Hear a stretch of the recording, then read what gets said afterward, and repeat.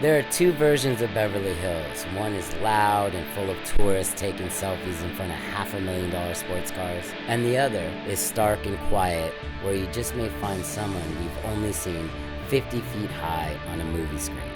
This is the Beverly Hills we're gonna visit today. We're gonna find Jimmy Caan and ask him what it's like to be this foreign concept of a movie star in a culture where everyone's famous.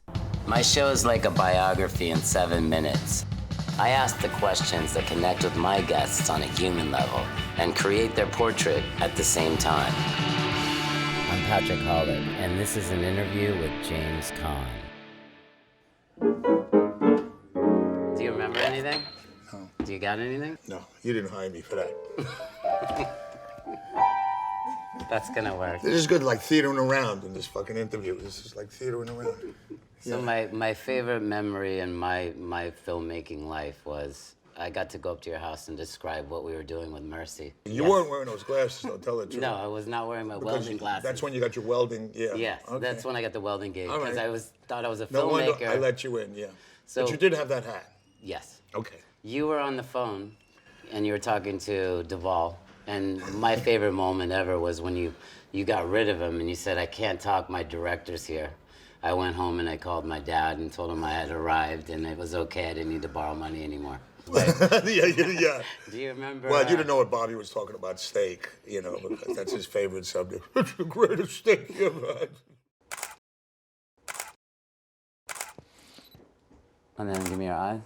Did you learn anything there? Yeah, I did. Would you pay me? Not yet. Okay. You told me unpredictability. You went on forever. That's the one thing you taught me when I was about to make a film. Well, I it's was true. terrified, and you said you want an unpredictability. You know, your instinct is the best part of you. It's what makes me different than you or anybody else. If I send an actor a script and it said, okay, look at the part of John. I don't care who you are. The first time you read it, every time you come to John, subconsciously you slow down, right? And you read that part. I guarantee that's the best you are gonna be at that part. When you do Broadway, that's very unpredictable. Every time's different. No. Well, you try. But that's another one, you know, that's like this heightened reality, you know. But the truth is, the reason you're good off camera is it's the only time you ever see what you're really supposed to be looking at anyway in the scene. When you're on camera, you're looking at people and cameras and shit. All right, we can move on. Thank you. That's it, okay.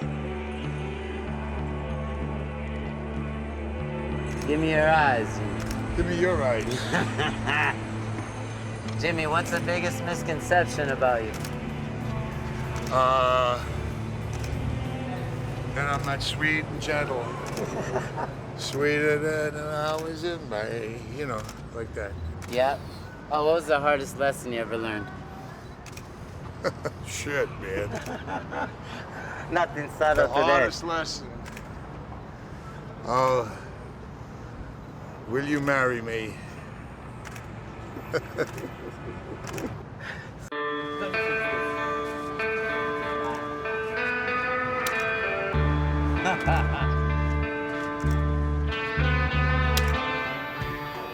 Boom. Do you ever come here? Have you been to this place, this joint? Yeah. This is my drugstore. I built that cab for this drugstore. So how do you go from the Bronx to Hollywood? What's that Well, like? first of all, Let's start. there's a couple of steps in between there. That's like a giant step. Okay, good. No, I was born in the Bronx, I think. I don't remember that far back, but my mother, I had to believe it. Though I was born in a Royal Hospital. That's great.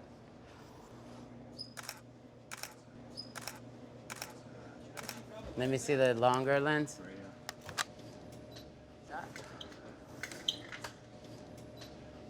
I jumped ahead, Sure did. went to Hollywood. How? How? How? Why? So I don't know, one day I walked in the neighborhood playhouse and school was supposed to start in 10 days. So I came in, they said, well, you don't understand. They only take 30 guys and 30 women in the country. I said, well, would you mind if I just waited outside like Sanford, you know, in Meisner or David Pressman's office? The guys were interviewing. Why? Well, in case someone's late or someone's early. Sure enough, I just sat outside the office and sure enough, somebody wasn't on time and I walked in. Wow. That was bad though, because I remember, my neighborhood was not conducive to the arts. Let's put it that way. Right. So I was going to work with my dad down a meat market, and we deliver meat, I said, Dad, I got to stop somewhere here on 8th Avenue to get something for school. Yeah, all right. So we wait in the truck, and I run upstairs, and it's Capizio's, this dance place. Like the shoe, Capizio. Yeah. So they take out these little plastic bags, and they got like tights in them, and a dance belt, and these little ballet slippers with the little thing on it, right? I just got out of a football uniform. I go, this is plastic. Yeah, well, you got a brown paper bag or something, So they looked all over, they got me a brown bag, and I wrapped it up. I said, thanks, get in the truck, drive. My pop says, what do you got in there? I go, nothing, it's just some stuff for school, Yeah. Listen, what do you got in the bag? It's just stuff, Just what ordered on. What's in a fucking bag? I opened it, and I showed him this dance belt and his shoes, and all he did was whistle all the way home. That's all he could do. He was so confused. Confused. Hold that. It's perfect. Oh, that's great. Boom, cut. We got it. What's the most important thing you learned in the last few years? It's the same thing I always believed in, is like family comes first. Like my kids are everything, and there's a lot of things I wouldn't have done. And I thought about them once or twice when I should have. But I pretty much think about them all the time. Pretty much every decision I make pertains to my little ones. They're all monsters. Jimmy's an icon from a time I personally miss. He represents something we're lacking in culture these days. Grit, humor, charisma. He's a character.